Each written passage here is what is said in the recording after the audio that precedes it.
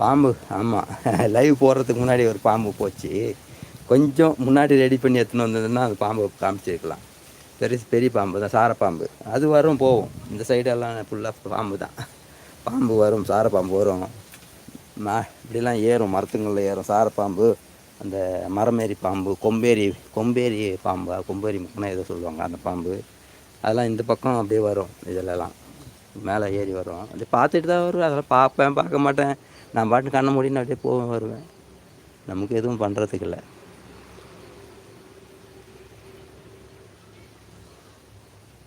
பாம்புலாம் நிறைய இருக்குது. பாம்புலாம் வரும் போவோம். இதை இந்த இந்த அந்த பழுப்பு இருக்குது அந்த ஓரத்தில். இப்போ அங்கே வந்து கட்டைங்கள்லாம் அடுக்கி வச்சுருந்தேன். அந்த கட்டையெல்லாம் எடுத்து அந்த சைடு போட்டேன். குப்பை அந்த சைடுக்கு போட்டு இது பண்ண க்ளீன் பண்ணும்போது அடியில் கட்டையெல்லாம் எடுத்துகிட்டு அந்த குப்பையில் லைட்டாக படுத்து அதில் பார்த்தா பெரிய பாம்பு சின்ன பாம்பு 2 இருந்தது. 2 பாம்பு பெரிய சாரப்பாம்பு. நல்லா கை சைஸுக்கு இருந்துச்சு. சர்றன்னு அதுக்கப்புறம் சடுக்குன்னு நம்ம மேலே வரல, அது ஓடிடுச்சு. அப்படி அந்த பக்கம் ஓடிடுச்சு.